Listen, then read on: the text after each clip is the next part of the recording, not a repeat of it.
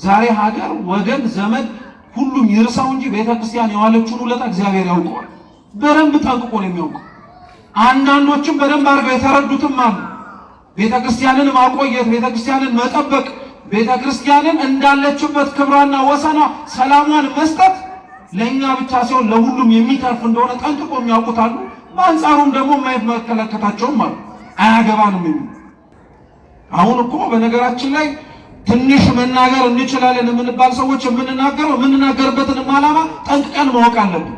ጀግና ለመባል ሰው አያወራም። እየሰማችሁ ነው። በተለይ ቤተክርስቲያን ሰው ጀግና ለመባል እሱማ በጣም ምን ያልተናገረው ነገር አለ በጣም ቆፍጣና ነው እንዲባል አይደለም ማውራት ያለበት።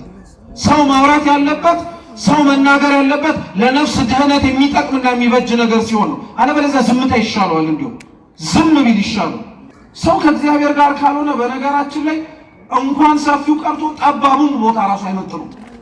በጣም አድርጎ ነው የሚረበሸው። በጣም አድርጎ ነው ውጣ ወረድ ውስጥ የሚገባው። አንዳንድ ሰው ስንት ቤተ ክርስቲያን ውስጥ ያላየው፣ ያልተማረው፣ ያላወቀው፣ ያልደረሰበት ሕይወትን ሰጥቶት ሊለውጠው የሚችል ስንት ነገር እያለ ያለበት ቦታ ላይ ሆኖ እኔ ራበኝ ምንም እኮ ጠብ የሚል ነገር አላገኘውም ይላል። አሁን እግዚአብሔር በነገራችን ላይ ሳንጮህ ቀርተን አይደለም ዝም የሚለን ከጩኸታችን ባልተናነሰ ግን ኃጢአት ሳያንሰን በደል ስለምናበዛ በምንጮህበት ልክ እኮ በምንጣራበት መጠንና ድምፅ ልክ አብረን እኮ ዝም ማለትና መቀነስ ያለብን በደልም ጭምር አለ። ግን እኛ በዚህ በኩል እንጮሃለን፣ በዚህ በኩል ደግሞ ሌላ ኃጢአትና ደባ እንሰራለን። እግዚአብሔር ምን ሊለን ፈልጎ መሰላችሁ? የፈርዖን ልብ ያስጨከነው የፈርዖን ልብ እያያቸው እንዳይራራላቸው እየተመለከታቸው እንደያዝንላቸው ያደረገው ሊያስምርና ሊያስራራ የሚችል ነገር እነሱ ከእግዚአብሔር ፊት ስላላሳዩ እኛ ነን ያንቀላፋንበት እንጂ እግዚአብሔር አንቀላፍቶብን አያውቅም። መተኛታችንን አይቶ እንኳን እግዚአብሔር ከመቀስቀስ አንድ ቀን ቦዝኖ ያውቅ። እግዚአብሔር አብሮ ካለ ጥቂትም ሆነ ትፈራለህ። እግዚአብሔር አብሮ ከሌለ ለምን ዓለምም አትሆንም ባዶ ነው። አሁን እኛ እንዳለን እንደ ቁጥራችን ተሰሚነታችን ምናችን የጎደለው ለምን ይመስላል? ጉዳዩ የቁጥር ሳይሆን ማን አብሮን ከኛ ጋር መሆን ስላለበት ነው። እግዚአብሔር ከኛ ጋር አብሮ መኖር ስላለበት ነው። ለዛ ነው የቤተ ክርስቲያን የዘወትር ልመናዋ ጸሎት የሆነው። ለዛ ነው ቁጥር ሊኖረን ይችላል። ነጠላ ጣፍቶ ሊመጣ የሚችል ሰው ከየቤተ ክርስቲያኑ ላይ ጠፋ ይችላል። ግን ጌታ ሆይ አንተ አብረን ከሌለህማ ምን ዋጋ አለን? እኛ ዛሬ እኮ ክርስቲያን መሆናችንን ምናልባት ከወላጆቻችን ተወልደን ካልሆነ በቀር እኛ ላይ የሚነበብብን ሰዎች ካልሆነን ማለት መወለድ ብቻ እኮ በነገራችን ላይ ክርስቲያን እኮ አያደርግም። ታውቃላችሁ? መወለድ ብቻ አያደርግም። አባ ጊዮርጊስ ለዛ እኮ የአርጋኖን ጸሎቱ ላይ እመቤታችንን እመቤቴ ሆይ ክርስቲያን አድርጊኝ ይላል እንጂ እነሱ ማን ክርስቲያን አለና እንደ አባ ጊዮርጊስ። ግን ክርስቲያን ማለት ከመወለድም ያልፋል። ክርስቲያን ማለት ወላጆቻችን ክርስቲያን ሆነው ከመወለድም በላይ ትልቅ ትርጉም አለው። እግዚአብሔር አስተምሮት ኃጢአቱን እንዲተው የመከረው ሕዝብ ይረፍ ማለት ከቤተ ክርስቲያን አይውጣ ማለት። አሁን እኔና እናንተ ተስፋ የምታረጉት ቦታ ወደ ቤተ ክርስቲያን ጠዋት እየመጣችሁ በሩ ላይ ጥበቃው ሳይሆን በጣም የሚያስፈራ ሰይፍ የያዘ የሚንቦገቦግ ሰው ቆሞ ብታዩ እንደምትሉት ኢያሱ ምን እንዳለው ታውቃላችሁ? አንተ ከማን ወገን ነህ? ከኛ ወገን ነህ ወይስ ከጠላቶቻችን ወገን ነህ? አሁን እኛ እንደዛ ብለን አንጠይቅ። ሲጀመር እንደዚህ ያለ ነገር ቤተክርስቲያን ላይ ቆሞ ስንመለከትም ምንም ቤተክርስቲያን የመጣን ሰዎች ብንሆን ነገም መቼም አይቀርም እሱ ሲሆን ወይ ዋታ ጠዋት ላይ ይመጣሉ ምናምን ብለን ነው የምንሄደው። የቆማችሁባት ስፍራ የእግዚአብሔርን ድምፅ የምንሰማበት ብቻ አይደለም። የቆማችሁባት ስፍራ ተአምር የምታዩበት ብቻ አይደለም። የቆምንባት ያለንባት ቤተ መቅደስ የእግዚአብሔር አካሉ ነው። እዚህ ሰው ጫማውን ካላወለቀ የት ሊያወልቅ ነው? እዚህ ሰው ራሱን ዝቅ ካላረገ የት ራሱን ዝቅ ሊያደርግ? እዚህ ሰው ራሱን ከእግዚአብሔር ጋር ሊያገናኘው የሚችለውን ነገር አውልቆ ካልጣለ የት ሊጥል ነው? እዚህ ነው መቀደስ፣ እዚህ ነው መባረክ፣ እዚህ ነው ንጽህናንና እዚህ ነው ቅድስናን ገንዘብ አድርጎ መሄድ የሚቻል። በስመ አብ ወወልድ ወመንፈስ ቅዱስ አሐዱ አምላክ አሜን። በቸርነቱ በምሕረቱ በይቅርታው በእድሜያችን ለዚህን ሰዓት ጨምሮ በፊቱ ያሳየነውን የእምነት ማነስ የምግባር ጉድለት ሳይመለከት በይቅርታው የጠበቀን የአባቶቻችን አምላክ ልዑል እግዚአብሔር ስሙ የተመሰገነ ይሁን። እንኳን አደረሳችሁ።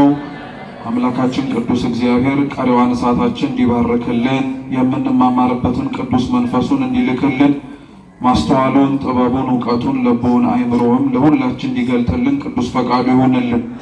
በመጽሐፈ ኢያሱ ምዕራፍ 5 ላይ ተጽፎ በሚገኝ የመጽሐፍ ቅዱስ ክፍለ ምንባብ መነሻነት አድርገን እንደ እግዚአብሔር ቅዱስ ፈቃድ ባለችን ደቂቃ የምንማር ነው የሚሆነው። አስቀድሜ የመጽሐፍ ቅዱሱን ቃል ሁላችሁ መስማት እንድትችሉ በንባብ አሰማችሁና ከሰማን ካደመጥን በኋላ ሁላችን ወደ ትምህርታችን እንሄዳለን። እግዚአብሔር ከሁላችን ጋር ይሁን። እንዲህም ሆነ በዮርዳኖስ ማዶ በባህር በኩል የነበሩት የአሞራውያን ነገሥት ሁሉ፣ በባህሩም አጠገብ የነበሩ የፊኒቃውያን ነገሥት ሁሉ እግዚአብሔር ከእስራኤል ልጆች ፊት የዮርዳኖስን ውሃ እስኪሻገሩ ድረስ እንዳደረቀ በሰሙ ጊዜ ልባቸው ቀለጠ። ከእስራኤልም ልጆች የተነሳ አእምሯቸውን ሳቱ። በዚያን ጊዜም እግዚአብሔር ኢያሱን ከሻፎ ድንጋይ የባልጩት መቁረጫ ሰርተህ የእስራኤልን ልጆች ዳግመኛ ግረዛቸው አለው። ኢያሱም የባልጩቱን መቁረጫ ሰርቶ የግርዛት ኮረብታ በተባለ ስፍራ የእስራኤልን ልጆች ገረዘ። ኢያሱ ሕዝቡ ሁሉ የገረዘበትን ምክንያት ይህ ነው። ከግብፅ የወጡ ወንዶች ተዋጊዎች ሁሉ ከግብፅ ከወጡ በኋላ በመንገድ ላይ በምድረ በዳ ሞቱ። የወጡትም ወንዶች ሁሉ ተገርዘው ነበር። ነገር ግን ከግብፅ ከወጡ በኋላ በመንገድ በምድረ በዳ የተወለዱ ሕዝብ ሁሉ አልተገረዙም ነበርና ኢያሱ እነዚህን ሁሉ ገረዛቸው። እግዚአብሔርም ወተትና ማር የምታፈሰውን ምድር ለእኛ ይሰጠን ዘንድ ለአባቶቻችን የማለላቸውን ምድር እንደማያሳያቸው የማለባቸውን ከግብፅ የወጡ የእግዚአብሔርን ቃል ያልሰሙ እነዛ ተዋጊዎች ሁሉ እስኪጠፉ ድረስ የእስራኤል ልጆች 40 ዓመት በምድረ በዳ ይዞሩ ነበረ። ልጆቻቸውን በእነርሱ ፈንታ አስነሳ። እነዚህንም ኢያሱ ገረዛቸው፣ በመንገድ ስለተወለዱ አልተገረዙም ነበርና። በተገረዙም ጊዜ እስኪድኑ ድረስ በሰፈር ውስጥ ተቀመጡ። እግዚአብሔርም ኢያሱን ዛሬ የግብፅን ተግዳሮት ከእናንተ ላይ አስወግጃለሁ አለው። ስለዚህ የዛ ስፍራ ስም እስከ ዛሬ ድረስ ጌልጌላ ተብሎ ተጠራ። የእስራኤል ልጆች በጌልጌላ ሰፈሩ። ከወሩም በ14ኛው ቀን በመሸ ጊዜ በዮርዳኖስ ማዶ በኢያሪኮ ምዕራብ ፋሲካን አደረጉ። ከምድሪቱም ፍሬ ቂጣን፣ አዲስ እህል በዚያው ቀን በሉ። በነጋውም ከምድሪቱ ፍሬ ከበሉ በኋላ መናው ቀረ። ከዚያም በኋላ የእስራኤል ልጆች ዳግመኛ መና አላገኙም። በዚያውም ዓመት የፊኒቆንን ምድር ፍሬ ሰበሰቡ። እንዲህም ሆነ ኢያሱ በኢያሪኮ አጠገብ ሳለ ዓይኑን አንስቶ ተመለከተ። እነሆም የተመዘዘ ሰይፍ በእጁ የያዘ ሰው በፊቱ ቆሞ አየ። ኢያሱም ወደ እርሱ ቀርቦ ከእኛ ወገን ነህ ወይስ ከጠላቶቻችን ወገን ነህ አለው። እርሱም እኔ የእግዚአብሔር ሰራዊት አለቃ ነኝ፣ አሁን ወደ አንተ መጥቻለሁ አለ። ኢያሱም ወደ ምድር በግንባሩ ተደፍቶ ሰገደና በባሪያ ዘንድ ምን አቁመሃል አለው። የእግዚአብሔር ሰራዊት አለቃ ኢያሱን አንተ የቆምክባት ስፍራ የተቀደሰች ናትና ጫማህን ከእግርህ አውልቅ አለው። ኢያሱም እንዲሁ አደረገ ይላል። ስለ ቅዱስ ቃሉ የአምላካችን የልዑል እግዚአብሔር ስም የተመሰገነ ይሁን። መጽሐፈ ኢያሱ ምዕራፍ 5 ከቁጥር 1 እስከ 15 ያለውን ወይም ደግሞ ሙሉ ምዕራፍ 5ን ነው እንደ እግዚአብሔር ቅዱስ ፈቃድ አሁን በንባብ ሁላችን ሲነበብ የሰማ ነው። በዚህ ቃል መነሻነት ነው የዛሬውንም ትምህርታችን የምንማረው። ሁሉንም ምናልባት ለማስታወስ ግን ሊከብድ ስለሚችል ይህን ሁሉ በአጭሩ ለትምህርታችን መነሻ ርዕስ የምናደርገው የተመዘዘ ሰይፍ ይዞ ከኢያሱ ፊት የቆመው መልአክ የተናገረውን ይሆናል። አብራችሁን በሉ። አንተ የቆምክባት ስፍራ የተቀደሰች ናትና ጫማህን ከእግርህ አውልቅ። እስኪ ድጋሚ ሁላችንም በአንድነት እንበለው። አንተ የቆምክባት ስፍራ የተቀደሰች ናትና ጫማህን ከእግርህ አውልቅ። ሶስተኛ እስኪ እንበለው። አንተ እሺ የቆምክባት ስፍራ ምንህን ከእግርህ አውልቅ፣ ጫማህን ከእግርህ አውልቅ በሚል መነሻ ርዕስ አድርገን ይህንኑ ያነበብነውን ክፍለ ምንባብ መጽሐፍ ቅዱስ ላይ የተጻፈውን ታሪክ እንማራለን። በድጋሚ አምላካችን እንዲያስተምረን የእርሱ ቅዱስ ፈቃድ ይሆንልን። ትናንትና ያከበርነው የታላቁ የገናናው መልአክ የቅዱስ ሚካኤል ዓመታዊ ክብረ በዓል እንዲሁም ዛሬ ህዳር 13 አእላፍ መላእክት ብለን በስም ጠርተን የማናውቃቸው በእግዚአብሔር ዘንድ ግን ስማቸውና ግብራቸው ዘወትር የሚታወቁ ለእኛ አገልግሎት የሚሰጡ ቅዱሳን መላእክት የሚታሰቡበት ክብረ በዓል ነው። በሌሊት በሚደረገው አገልግሎት በቅዱስ ያሬድ ዜማ ላይ በእነዚህ ሁለት በዓላት ላይ የሚቆመው ቃለ እግዚአብሔር የሚደረሰው ምልጣን ቀለሙ የሚዜመው ዜማ በሙሉ ትኩረት ያደረገውና የሚናገረው በዋነኝነት እስራኤላውያን ከግብፅ ባርነት እግዚአብሔር እንዴት ነፃ እንዳወጣቸውና እንዳሻገራቸው። ለዛ ነው ህዳር 12 አንዱ ከሚከበርባቸው ምክንያቶች ውስጥ ከቅዱስ ሚካኤል ሹመቱ ባለፈ ታስቦ የሚለው ትልቁ በዓል እግዚአብሔር አምላክ እስራኤላውያን የተባሉትን የተመረጡትን ዘሮቹን ከግብፅ ባርነት እንዴት ነፃ እንዳደረጋቸው የሚናገርበት የእግዚአብሔርም ድንቅ ሥራ የሚታወስበት ነው። መጽሐፈ ኢያሱ እግዚአብሔር አምላክ በሙሴ አማካኝነት ካጻፋቸው ከአምስቱ ብሔረ ኦሪት በኋላ የሚገኝ የብሉይ ኪዳን የታሪክ መጽሐፍ ነው።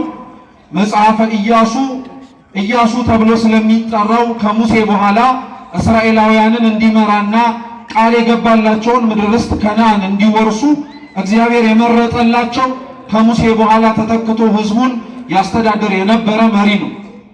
ኢያሱ እንደ እግዚአብሔር ቅዱስ ፈቃድ ሕዝቡን ይመራ የነበረ ሕዝቡንም ደግሞ ተስፋ ያደረጉትን ምድረ ርስት ከነዓንን እንዲወርሱ በጣም ትልቁን ስፍራ የተጫወተ ታላቅ መሪ ስለነበረ እስራኤላውያን በጣም ትልቅ ስፍራ ይሰጡታል።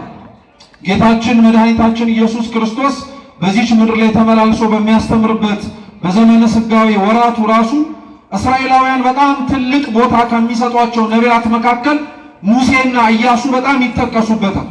ታስታውሱ እንደሆነ ክርስቶስ በፊልጵስዩስ ቂሳሪያ ላይ ተቀምጦ ደቀ መዛሙርቱን ጥያቄ ጠይቋቸው ነበረ። ምን አላቸው? ሰዎች የሰውን ልጅ ማን ይሉታል አላቸው። ስለ ማንነቱን የጠየቃቸው እና ሰዎች ተብለው የሚጠሩት ከደቀ መዛሙርቱ ውጪ ያሉት ሰዎች ክርስቶስን ማን ብለው እንደሚጠሩት ተናገሩ። አንዳንዶች መጥምቁ ዮሐንስ ነው ይሉሃል፣ አንዳንዶች ኤርምያስ ነው ይሉሃል፣ አንዳንዶች ኤልያስ ነው ይሉሃል፣ አንዳንዶች ደግሞ ከነቢያት አንዱ ነው ብለው ይጠሩሃል። ሕዝቡ ስለ ክርስቶስ የተናገረውን ደቀ መዛሙርቱ እንዲህ ይሉሃል ብለው የተናገሩት እንዲሁ ዝም ብሎ በመላምት የተነሳ አይደለም። ክርስቶስ መስለውናል ብለው የጠሯቸውና እነሱ ሊሆን ይችላል ብለው የዘረዘሯቸው ሰዎች ጋር ክርስቶስ የሚያመሳስል ነገር ስላለው ክርስቶስን አንዳንዶች መጥምቁ ዮሐንስ ነው ይሉት የነበሩት ዮሐንስ መጥምቅ በበረሃ ከነበረው ቆይታው በኋላ ወደ ኢየሩሳሌም ወርዶ ዮርዳኖስ ወንዝ ላይ ሳይጠምቅ የሚታወቅበት ትልቁ ስብከቱ የነበረው መንግሥተ ሰማያት ቀርባለችና ምን ግቡ። ይሄን ስብከት ክርስቶስ ራሱ ከገዳመ ቆሮንቶስ ቆይታው በኋላ ሲወጣ የሰበከው ስብከት ነው። ስለዚህ በስብከት ስለሚመሳሰሉ አንደኛ አንዳንዶች ማን ይሉሃል አሉት? መጥምቁ ዮሐንስ ነው ይሉሃል አሉት። እንኳን በነገራችን ላይ ሕዝቡ የዮሐንስን ራስ ያስቆረጠው ራሱ ሄሮድስ ክርስቶስን መጥምቁ ዮሐንስ ይመስለው ነበር። የማቴዎስ ወንጌል ምዕራፍ 14 ላይ መጥምቁ ዮሐንስ ይመስለው ነበር ተብሎ ተናግሯል። ስለዚህ መጥምቁ ዮሐንስ ክርስቶስን ይመስላቸው የነበረው አንደኛ ስለ ስብከቱ ነው። ሁለተኛው ክርስቶስ መጥምቁ ዮሐንስ ነው እያሉ ይናገሩት የነበሩት ዮሐንስ የሚታወቀው ትልቁ አገልግሎቱ ማጥመቅ ነው። የዮሐንስ ወንጌል ምዕራፍ 3 ላይ ክርስቶስ ከተጠመቀ በኋላ መርጦ አብረውት እንዲማሩ እንዲውሉ እንዲያድሩ ያዘጋጃቸው ደቀ መዛሙርቱ ያጠምቁ ነበር። በሄኖን አውራጃ ሕሙማንን ያጠምቁ ነበርና የዮሐንስ ደቀ መዛሙርት ተሰብስበው ክርስቶስን ከሰሱት። ዮሐንስ ጋር ሄደው አንተ በዮርዳኖስ ያጠመቀው እሱ ደግሞ በሄኖን አውራጃ እያጠመቀ ነው አሉት። እና ዮሐንስ ወንጌል ምዕራፍ 13 ላይ በግልጽ ይናገራል። ምን ይላል? እርሱ ሳይሆን ደቀ መዛሙርቱ ነበር ሲያጠምቁ የነበሩት። እየሰማችሁ ነው? ደቀ መዛሙርቱ ነው ሲያጠምቁ የነበሩት። ግን ሕዝቡ ለዮሐንስ ሄዶ ሲናገር ማን ያጠምቅ ነበረ? ክርስቶስ ያጠምቅ ነበረ ብለው የተናገሩት። እና አባቶቻችን ይሄንን ሲያስተምሩ ምን ይላሉ? ክርስቶስ ያጠምቀው የነበረው ጥምቀት በደቀ መዛሙርቱ አድሮ የሚደረግ ስለሆነ ዛሬም በካህናቱ እጅ የምንጠመቀው ጥምቀት በማን እንደተጠመቀን አብረን የምንቀበለው በክርስቶስ የምንቀበለው። እነሱ አጠመቁን ሳይሆን ማን አጠመቀን የምንለው ክርስቶስ አጠመቀን። እነሱ ወለዱን ሳይሆን የምንለው ማን ወለደን ድጋሚን የምንለው የእግዚአብሔር መንፈስ ክርስቶስ ወለደን ድጋሚን የምንለው። ስለዚህ መጥምቁ ዮሐንስ ነው የሚሉት ምክንያት አላቸው። አንዳንዶች ደግሞ ኤርምያስ ነው ይሉሃል አሉት። ኤርምያስ በብሉይ ኪዳን ከነበሩ አበይት ነቢያት መካከል አንዱ ነው። ኤርምያስ በጣም የሚታወቀው አባቶቻችንም ሲያስተምሩ አልቃሻው ነብይን የሚሉት ነብዩ ኤርምያስ። ለምን? ህዝቡ በጣም በምርኮ በግዞት በቀኝ ግዛት ሲሰቃይ ስለነበረ በተለይ ደግሞ በባቢሎን ምርኮ ዘመናት ውስጥ ሲመላለስ ስለነበረ ስለ ሕዝቡ ያለቅስ ያነባ ነበር እና ራሱን ተከትሎ ራሱ ትንቢተ ኤርምያስ ከሚባል መጽሐፍ ውጪ መጽሐፍ ቅዱሳችን ላይ ሰቆቃወ ኤርምያስ የሚል መጽሐፍ አለ። ሰቆቃ ማለት ሙሾክ ማለት ነው። ሐዘኑ ያለቅሰው የነበረውን ለቅሶውን ከእንባው ውጪ ይናገረው የነበረውን ቃል መጽሐፍ ቅዱሳችን ላይ አለ። ስለዚህ ኤርምያስ አልቃሻ ነው። ክርስቶስም ያለቅስ ነበር እኮ በነገራችን ላይ ወደ ኢየሩሳሌም ሲገባ ሕዝቡን ሲመለከታቸው እረኛ እንደሌላቸው በጎች ሲቅበዘበዙ አየና ክርስቶስ ለበጎቹ አለቀሰ። እንዲህ እንዲሆኑበት አልነበረም ነበር የጠበቀው። ስለዚህ ኤርምያስ ያለቅስ ነበረ፣ ክርስቶስም ያለቅስ ነበረ። ስለዚህ አንዳንዶች ማነህ ብለው ጠሩት? ኤርምያስ ነህ አሉት። እየሰማችሁ ነው። አንዳንዶች ደግሞ ኤልያስ ነህ አሉት። ኤልያስም እንደዚሁ በአንደኛ ነገሥት ተጽፈው ከሚገኙ ነቢያት መካከል አንዱ ነው። ኤልያስ በጣም የሚታወቅበት ትልቁ መገለጫው አምልኮተ እግዚአብሔር ላይ ቀናኢ ነው። በእግዚአብሔር አይደራደርም። ብቻውን ከነገሥታት ፊት ቆሞ ይከራከር ነበር እና አክዓብ እንደ ኤልዛቤል ቢያገኙት እጃቸውን አንስተው ነፍሱን ሊያጠፉት የሚፈልጉት ከእግዚአብሔር ፊት ግን ንጽሕናው የተመሰከረለት የእነሱን ነውርና ነቀፋ ሳይፈራ ሳይጸጸት ስለ ነፍሳቸው ሲል ይገስጻቸው ነበር። በነገራችን ላይ ኤልያስ አክዓብና ኤልዛቤልን ይገስጻቸው ከሥራቸው እንዲመለሱ ያስተምራቸው የነበረው ጀብደኛ መሆኑን ለማሳየት አይደለም። እየሰማችሁ ነው። ጀብደኛ መሆኑን፣ ደፋር መሆኑን፣ ጀግና መሆኑን ለማሳየት ብቻ አይደለም። በዋነኝነት ኤልያስ አክዓብን ኤልዛቤልን እንደዛ ይናገራቸው የነበረው በኤልያስ ላይ አድሮ ይናገር የነበረው የእግዚአብሔርን መንፈስ ድምፁን ጆሮአቸውን ከፍተው ቢሰሙት ኖሮ ለራሳቸውም ለነፍሳቸውም ድህነትና መመለስ እንዲሆናቸው። አሁን እኮ በነገራችን ላይ ትንሽ መናገር እንችላለን የምንባል ሰዎች የምንናገርበትንም ዓላማ ጠንቅቀን ማወቅ አለብን። ጀግና ለመባል ሰው አያወራም። እየሰማችሁ ነው። በተለይ ቤተክርስቲያን ሰው ጀግና ለመባል እሱማ በጣም ምን ያልተናገረው ነገር አለ በጣም ቆፍጣና ነው እንዲባል አይደለም ማውራት ያለበት። ሰው ማውራት ያለበት ሰው መናገር ያለበት ለነፍስ ድህነት የሚጠቅምና የሚበጅ ነገር ሲሆን ነው። አለበለዚያ ዝምታ ይሻለዋል። እንዲሁም ዝም ቢል ይሻለው። ስለዚህ ኤልያስ ፊት አይቶ አያዳላም። መናገር ያለበትን ይናገር ነበር። ክርስቶስም ያው ነው። ፈሪሳውያንን ሰዱቃውያንን በቤተ መቅደሱ ዙሪያ የነበሩትን እርሱ የሾማቸውን ሰዎች ስለ ሹመታቸው ብሎ ዝም አላላቸውም ነበር። ሲያጠፉ ጥፋተኛ ናችሁ እያለ ይናገር ነበር። ስለዚህ እንደ ኤልያስ ክርስቶስም ለራሱ መንግስት ቀናኢ ነው። ስለዚህ አንዳንዶች ኤልያስ ነህ አሉት። ሌሎች ደግሞ ከነቢያት መካከል አንዱ ነህ አሉት። እስኪ ሌሎች ደግሞ በሉ ከምኖች መካከል ስንቱን አሉት? እስራኤላውያን ነቢያት ብለው የሚጠሯቸው በነገራችን ላይ ሙሴና ኢያሱ ነው። ግን አይገርማችሁም? ዮሐንስም እኮ መጥምቁ ማለት ነው ነቢይ ነው። የብሉይ ኪዳን የመጨረሻው ነቢይ፣ ለሐዲስ ኪዳን የመጀመሪያው ሐዋርያ ዮሐንስ መጥምቅ ነው። በረከቱ ለሁላችን ትድረስ። ኤልያስም ነቢይ ነው፣ በደንብ ተጠንቅቆ የሚታወቅ ነው። ኤርምያስም ነቢይ ነው፣ በደንብ የሚታወቀው። ግን እነሱን ከነቢያት መካከል አንዱ ነው ብለው አልጠሯቸው፣ በየስማቸው ነው የጠሯቸው። ነቢይ ነው ብለው ግን ለመጥራት የሚፈልጉት እነሱ ሙሴና ኢያሱ ነው። ክርስቶስ እርግጥ ነው ሙሴን የሚመስልበት ነገር አለ፣ ኢያሱንም የሚመስልበት ነገር አለ።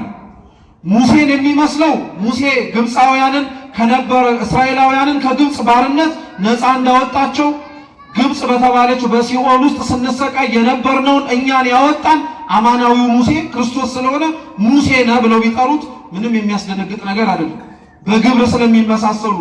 ኢያሱም ተመሳሳይ ነው። ከነዓንን እንዳወረሳቸው ሁሉ ርስት መንግስተ ሰማያትን ያወረሰን ማን ነው? ክርስቶስ አምላካችን ነው።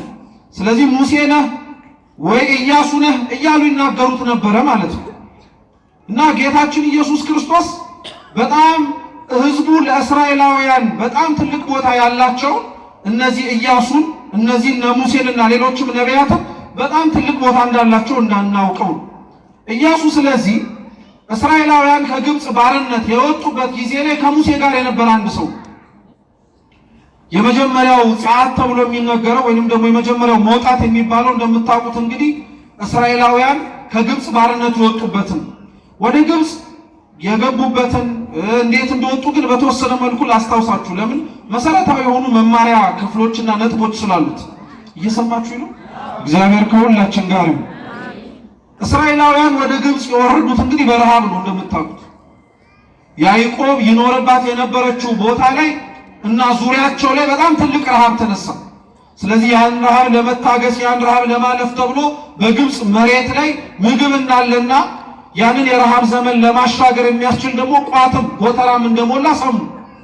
ያዕቆብ ይህንን የረሃብ ዘመን እሱና ቤተሰቦቹ እንዲያልፉ ብዙ ነገር ሞክሯል። እንደምታውቁት ወንድሞቹ ወደ ግብፅ እየወረዱ እህል ይሸምቱ ነበር። በግብፅ ደግሞ ረሃቡን እንዲያልፉ ያንን የመጣባቸውን መከራ ህዝቡን እንዲያሻግር ደግሞ በገዛ እጃቸው የሸጡት ወንድማቸው ደግሞ እዛ አለ፣ ዮሴፍ የሚባል። ዮሴፍ ያለባት ቦታ ላይ ግብፅ ላይ እህል እንዳለ ሰሙና ለአባታቸው ነገሩት። እዚህ ከምንሞት እዚህ ከምንጠፋ ወዴት እንውረድ አሉት። ወደ ግብፅ እንውረድና እንጥገባለን። የሚገርመው የእነሱ አስተሳሰብና ሐሳብ አለ። በነገራችን በጣም የሚገርመው እንደሆነ ታውቃላችሁ? የያዕቆብ መልስ ነው። ኦሪት ዘፍጥረት ምዕራፍ 46 ላይ እህል እንዳለ ግብፅ ሲነግሩት ያዕቆብ ተነስቶ አልሄደም። መጀመሪያ ፈቀቅ አለና ጸሎት አደረገ። አይገርማችሁ? ረሃብ እኮ የሚያስታግስ ነገር እኮ አይደለም። ጥም እኮ እስኪ ቆይ ነገር የሚያስብል ነገር አይደለም። ረሃብና ጥም ከበላንና ከጠገብን በኋላ ሌላው ነገር ይደርሳል ብለን በጣም ትኩረት የምንሰጠው ነገር ነው። ያዕቆብ አይገርማችሁም? ከረሃቡና ከጥሙ በላይ እግዚአብሔር ፈቅዶ ነው ወይ የምወርደው ብሎ ጠየቀ። እና እግዚአብሔር ወደ ግብፅ ለመውረድ አትፍራል፣ እዛ የሚሰራው ሐሳብ ስላለ አስቀድሞ ከአባትየው በፊት ልጁን ልኮ ቦታውን እንዲስተካከልለት ስላደረገ ውረዳል። ዛሬ ስንቱ ነው በነገራችን ላይ እንጀራ ብሎ የጠየቀውን ከእግዚአብሔር ለመቀበል ፈቃዱ ነው ብሎ የሚለምን ሰው አለ? እንደኛ እንጀራ ሰጠኝ ነው እንጂ ፈቃድ ይሁን ከዛ በኋላ የሚመጣ ጉዳይ። ያዕቆብ ግን ከሚበላው እንጀራ በላይ ያሳሰበው የማን ፈቃድ ነው? እግዚአብሔር ፈቃድ ነው። መውረዴን ትፈቅዳለህ ወይ? መሄዴን ትመኝልኛለህ ወይ አለ። ብዙ ነገር ነው የለመነው። ቤት ገብታችሁ አንብቡት። እግዚአብሔር እሺ አትፍራ ውረዳ። 72 ነፍሳት ሆነው ይላሉ አባቶቻችን ከነበሩበት ቦታ ላይ ወረዱ። ግብፅ ደረሱ። ታሪኩን ለማሳጠር ዮሴፍን መጀመሪያ ላይ አላወቁትም ነበረ፣ በኋላ ላይ ግን አወቁት። ከዛ በኋላ አባታቸውንም በዛ በግብፅ ዙሪያ ይገኝ የነበረውን ምግብ እያበላ እያጠጣ እንዲኖር አደረገው። ያዕቆብ ግን በጣም የሚገርማችሁ ሲበላ ሲጠጣ ረሃቡንና ጥሙን ሲረሳ ሙሉ በሙሉ እግዚአብሔርን አልረሳው እና መጨረሻ ላይ የሚያርፍበትና የሚያንቀላፋበት ዘመን ሲደርስ ምን አላቸው? ለልጆቹ ሰብስቦ አደራችሁን ነፍስ ከስጋዬ በምትለየበት ጊዜ ላይ እዚህ ሳይሆን ሀገሬ ቅበሩኝ። የሰማችሁ? ሀገሬ ቅበሩ። ሰው የሞተበት ቦታ ላይ የትም ቢቀበር እኮ ችግር የለውም። አንዳንዶቻችን ደግሞ በወሬ ራሱ ሲያወሩ ሰምታችሁ አጣም። ዋናው ልሙት እንጂ የትም ቅበሩኝ እኔ አይመለከተኝ፣ ወንዝም ዳር ጣሉኝ የሚል ሰው አለ። የትም መጣልም አንፈልግም። ይሄ እኮ የከበረ ሰውነት እኮ ነው። ማረፊያው ቤተ መቅደስ ነው መሆን ያለበት እንጂ የትም ጣለኝ አይባልም። ሲጀመር የኛ አይደለም። የትም ቦታ የምንጥለው ሰውነት ራሱ የማን ነው? የእግዚአብሔር ነው። ስለዚህ በእግዚአብሔር ቦታ ላይ ነው ማረፍ ያለበት። ያዕቆብ ምን አለ? የወጣሁበት ቦታ ላይ ሄዳችሁ ቅበሩኝ ከአባቶቼ ከአብርሃም ከይስሐቅ ጋር አለ። ይሄ እኮ ብቻ አይደለም። ዮሴፍስ የሚያርፉበት ጊዜ ድረስ እኔንም አለ። እንግዲህ አስቡት፣ ዮሴፍ እኮ ግብፅ ላይ ንጉሥ የነበረ ሰው፣ ከንጉሱ አንድ ወደታች ወርዶ እንደ ራሴ ሆኖ ይመራ የነበረ መሪ ነው። ግብፅ እንደምታከብረው ልክ ግብፅ መቀበር ግን አልፈለግም። ግብፅ ማረፍ አልፈለግም። ግብፅ የስጋው መቀመጫ እንዲሆን አልፈለግም። አባቶች ያረፉበት አባቴ ያለበት ቦታ ሂዱና ቀበሩኝ። ሁለቱ ዮሴፍም ያዕቆብም በሚባል ደረጃ ማለት ነው። እስራኤላውያን በእያንዳንዱ እንቅስቃሴያቸው ላይ አባቶቻቸውን የሚወዱበትና የሚፈቅዱበት ዋሻ ወይንም ደግሞ ማረፊያ ቦታ ያሳርፏቸዋል። ሲንቀሳቀሱ ደግሞ ሬሳቸውን ይዘው ይንቀሳቀሱ ነበር። ለአባቶቻቸውና ለቃል ኪዳኖቻቸው ያላቸው ቦታ በጣም ትልቅ ቦታ ስለሆነ ነው። ጭብጡ ግን ምን መሰላችሁ? በጣም የሚገርማችሁ ነገር ያዕቆብ ተሰዶ የመጣበት ቦታ ከነዓን እንደሆነ ታውቃላችሁ? ያዕቆብ እኮ መጀመሪያ ከነዓን ነበር። ከነበረበት ከከነዓን ነው ተነስቶ ወደ ግብፅ ወረደ። ከግብፅ ደግሞ ገብተው ተመልሰው ወዴት ነው መሄድ የፈለጉት? ወደ ከነዓን። ያላችሁበትን ቦታ በነገራችን ላይ ስታጡት ነው የምታውቁት።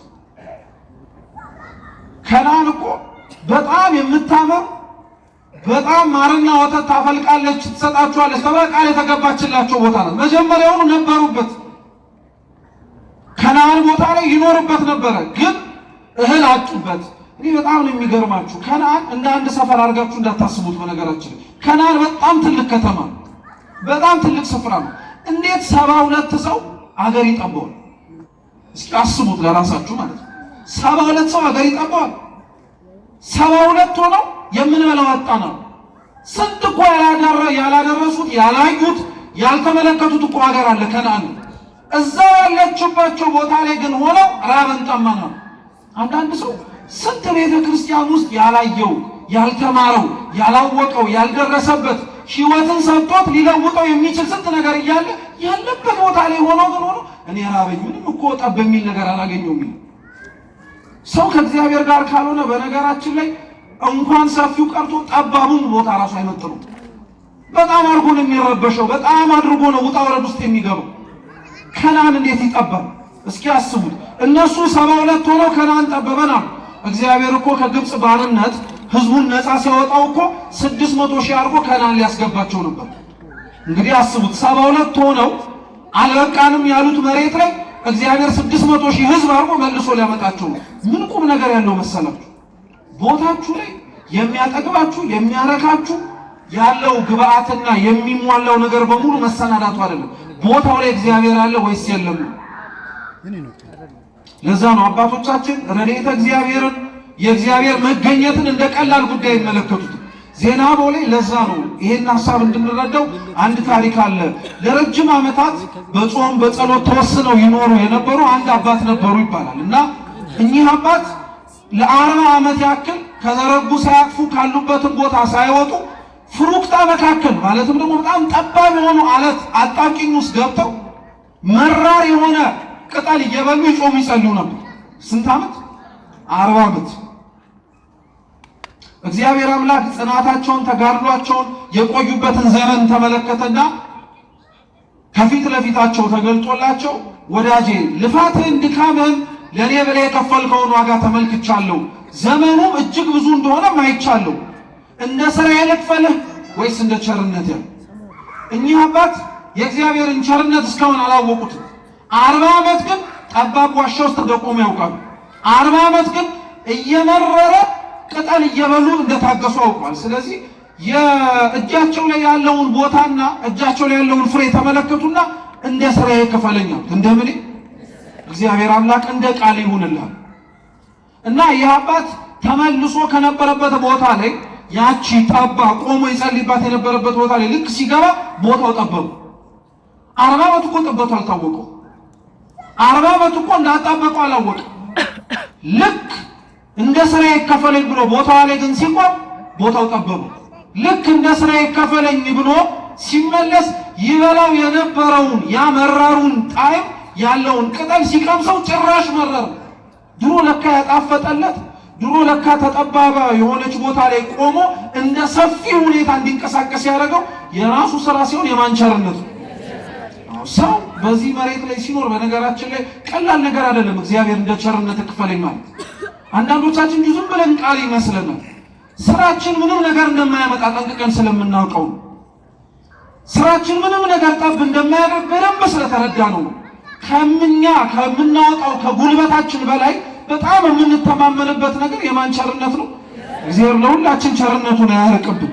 ስለዚህ እስራኤላውያን ቸርነቱ ርቋቸው ስለነበረ 72 ሆነው ቦታው ጠበባቸው። ከቸርነቱ ጋር አብረው ግን ሲሆኑ 600 ሺህ ሆነው ኑ ግቡበት አላቸው እግዚአብሔር። ያ የነበሩበት ያ የወረዱበት የግብፅ ከተማ ብዙ ስቃይ አይተውበታል፣ ብዙ ተንገላተውበታል፣ ተጨንቀዋል፣ ተገፍተዋል። እንደ ላባቸው እንደ ድካማቸው አልተሰጣቸውም። ያበረከቷቸውን ነገሮች ራሱ በእነሱ ስም አይጠራም። ዛሬ የትኛውም ሰው ሀገረ ግብፅን ለመጎብኘት ሲሄድ እኮ በእስራኤላውያን ላብ የተገነባውን ፒራሚድ አይቶ ይሄ እስራኤላውያን የሚሰሩት አይደል፣ ይሄ ግብፅ መስህብ ነው የሚሉት። ግን ያንጡ ደርድረው አገሪቷ የምትጠራበትን ስራ የሰሩት እነማን ናቸው? እስራኤላውያን ናቸው።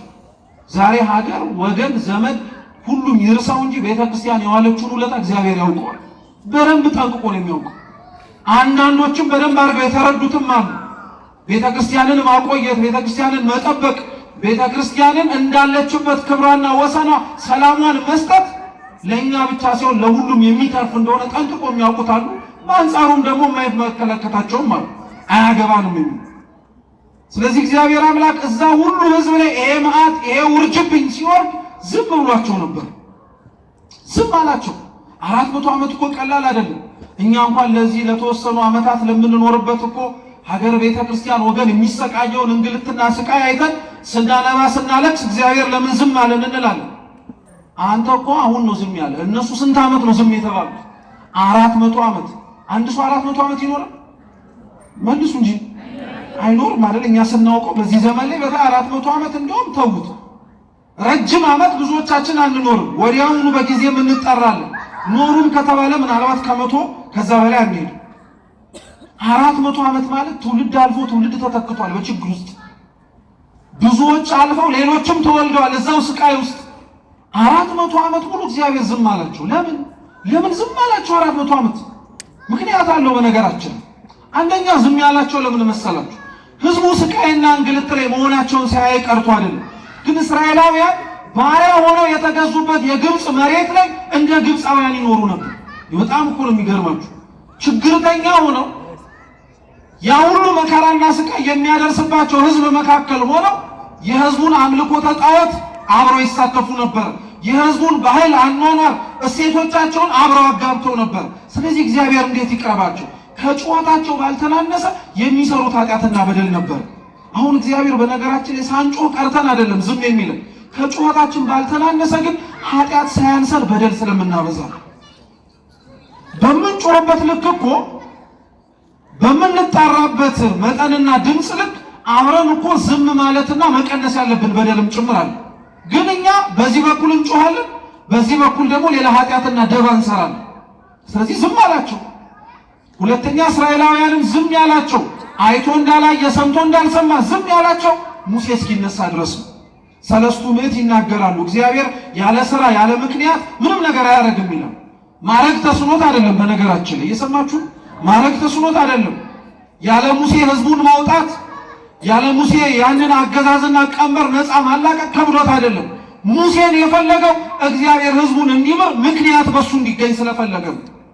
ዛሬ እግዚአብሔር በነገራችን ላይ ስንጮህ ምናልባት ዝም ያለን እንደ ሙሴ ምክንያት ሊያገኝባቸው የሚችሉ ሰዎች ስላላገኘ ቢሆን እስከኛ መካከል እንደ ሙሴ ቅን የሆነ እንደ ሙሴ ራሱን ዝቅ ያደረገ እንደ ሊቀ ነቢያት እንደ ቅዱስ ሙሴ እኔ ከሌላው ልቅደም ብሎ ነፍሱን ለሌላው አሳልፎ የሚሰጥ ሰው ከኛ መካከል አለ እንዴ?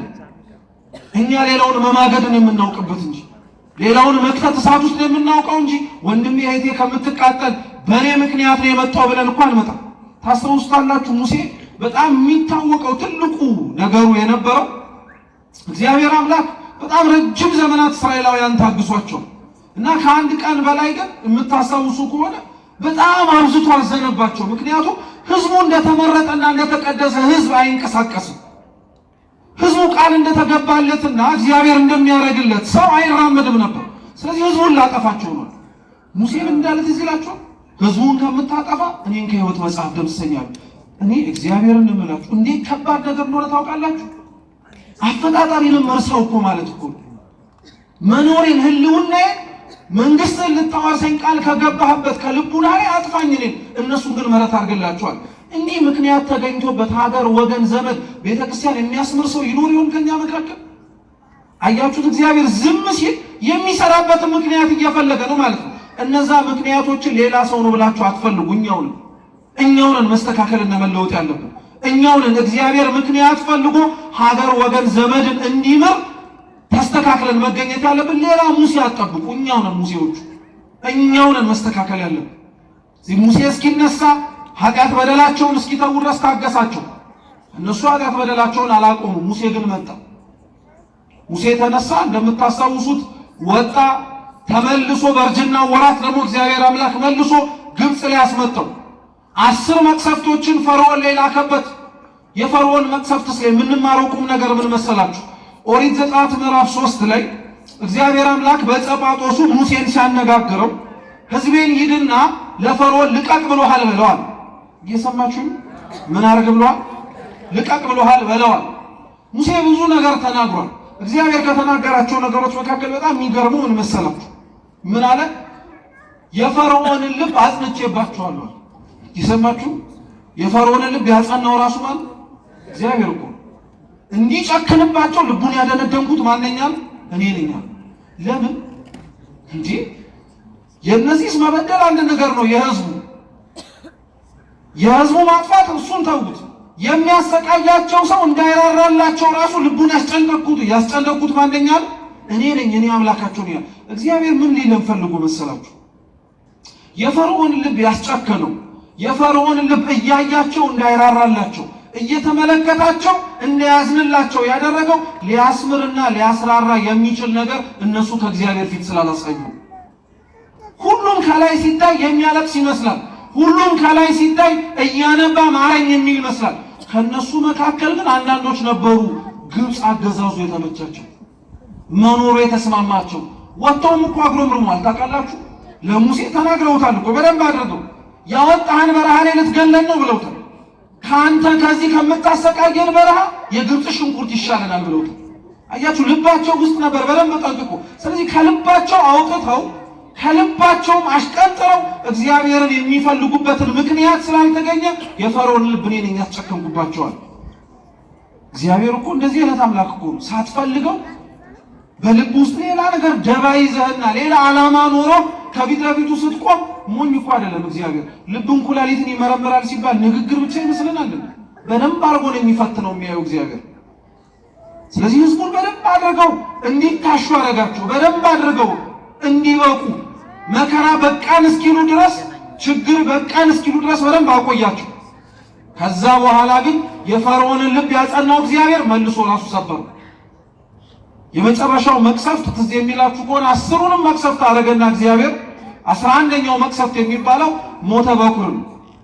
የፈርዖንን ልጅ ጨምሮ መቃንና ጉበኑን ላይ ደም ያልቀቡትን ሰዎች በሙሉ ከብትም እንስሳንም ጨምሮ የመጀመሪያ ልጆቻቸው ሞቱ ሁሉ። ፈርዖን 10 መቅሰፍት ሲመጣበት እኮ አንዴ ሺህ አንዴም ብያለ ነበር።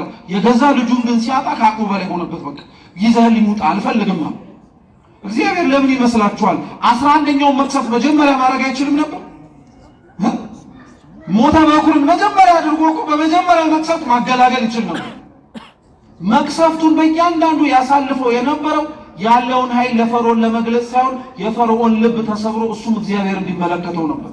እየሰማችሁ ያለ ምክንያት አላረገውም። እግዚአብሔር ግን የፈርዖን ልብ አልሰበርም አለ።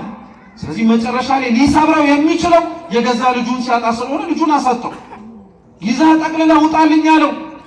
ሕዝቡን ሙሴ እየመራ ሙሴን ደግሞ የእግዚአብሔር መልአክ ቅዱስ ሚካኤል እየመራ ባህሩን ተሻግረው ወጡ፣ ተገላገሉ።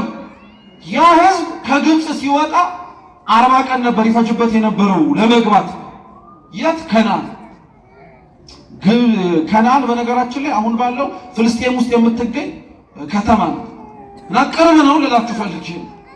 ከግብፅ ወደ ፍልስጤም ለመሄድ በአሁኑ በጥንቷ ጊዜም ጨምሮ 40 ቀን ነበር ይፈጅባቸዋል ያላቸው። 40 ዓመት ግን ተንገላቱ። ለምን 40 ዓመት አንገላታቸው? መንገዱ ረዝሞ አይደለም።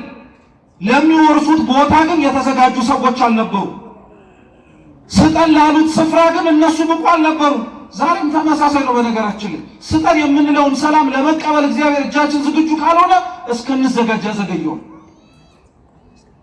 የምንለምነውን ፍቅር ለመቀበል ልባችን ክፍት ካልሆነ አሁንም እግዚአብሔር ያዘገየዋል።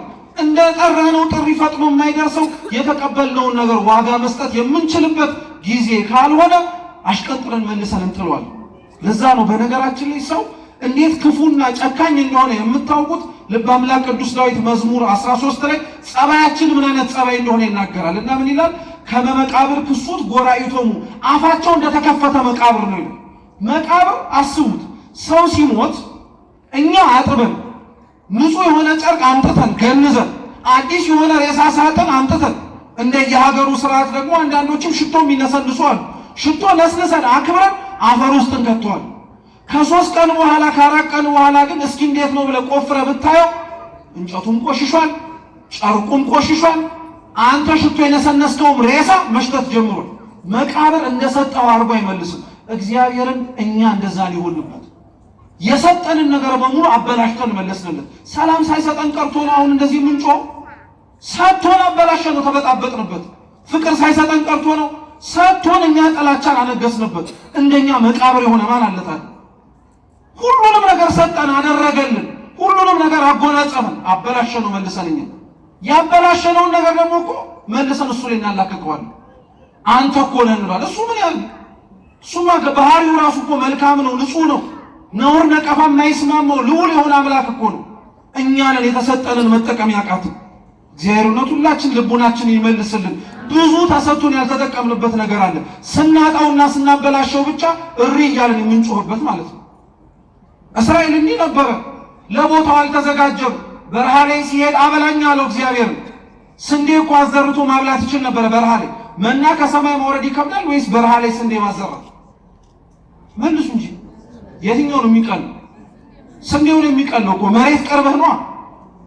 መሬት ቅርብ ነው። አሸዋውን እዛ እንኳን ሊበቅል አይችልም እንዳንል እግዚአብሔር ከሰማይ መና መውረድ ከቻለ አሸዋ ላይ ማብቀል አይሳነው። አሸዋው ላይ ግን እንዲዘሩ አልፈለግም። ለምን? እንዳይደክሙበት እኮ ነው። ዘርተው አጭደው ወቅተው እንዳይበሉት ጊዜ የለም። መንገደኞች ናቸው። ከሰማይ መና ወረደላቸው። ጠማን አሉት።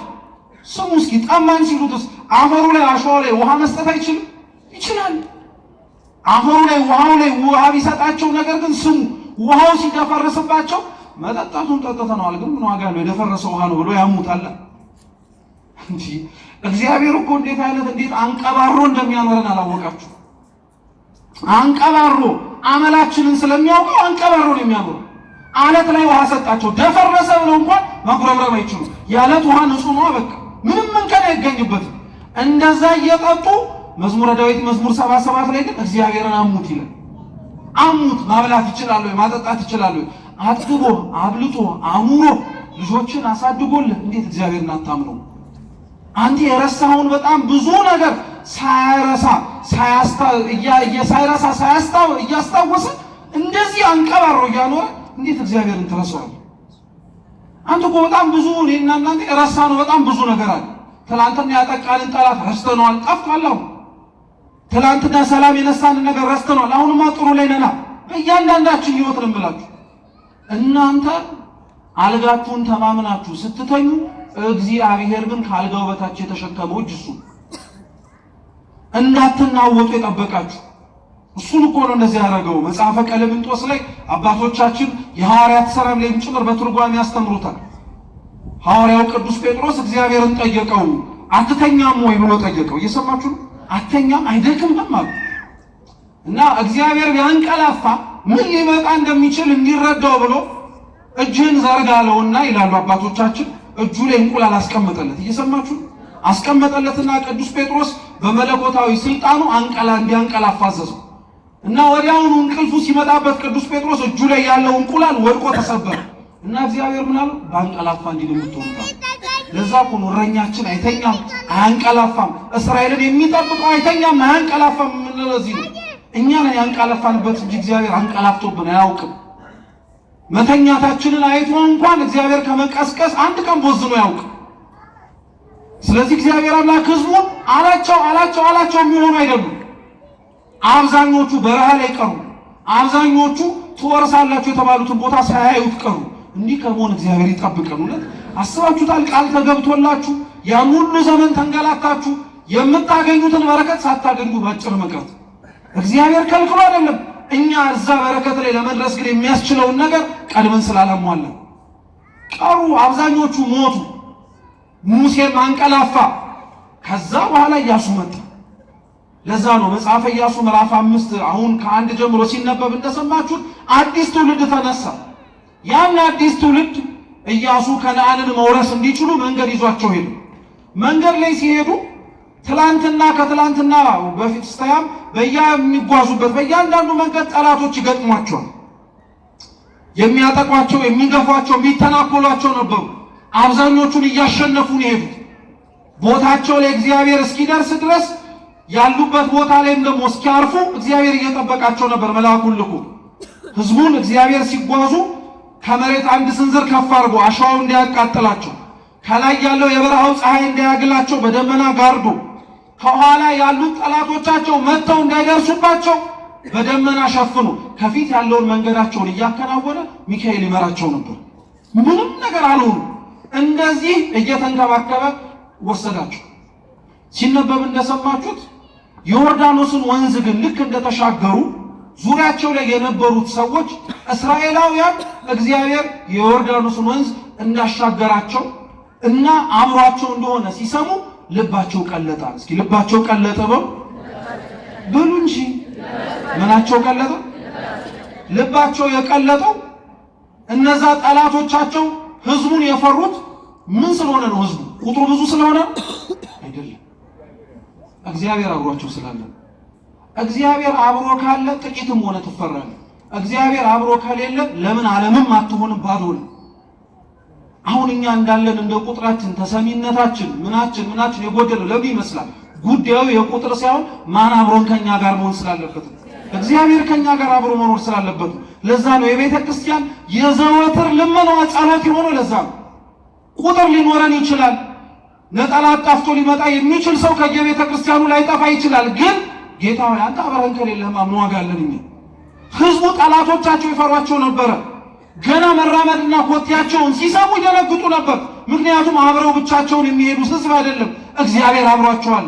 ጠላት እንዲፈራ፣ ጠላት እንዲሰነጠቅል፣ ጠላት ከፊት ለፊት ያለው በሙሉ እንዲታለፍ የምትፈልግ ከሆነ አብሮ እግዚአብሔር እንዲሆን ለምን። ሌላ ነገሩን ቶ ጠላትን ማጥፊያ እንትንን ማራቂያ ሌላ ገለመኔ ቅብር ጥሶ እያል ስር መባሱን ቅጠል መበጠሱን ቶ አትድከም። እግዚአብሔር የእውነት አብሮ ካለ ማንም አብሮ ሊጠጋ አይችልም። ማንም አብሮ ቀና ብሎ ሊያይ አይችልም። ልባቸው ይቀልጣል እኮ ማለት ቀላል ነገር መሰላችሁ? ልባቸው ይቀልጣል ማለት እኮ የውጭ ያለ ፍርሃት አለ፣ ውስጣቸው ይርዳል፣ ይንቀጠቀጣል።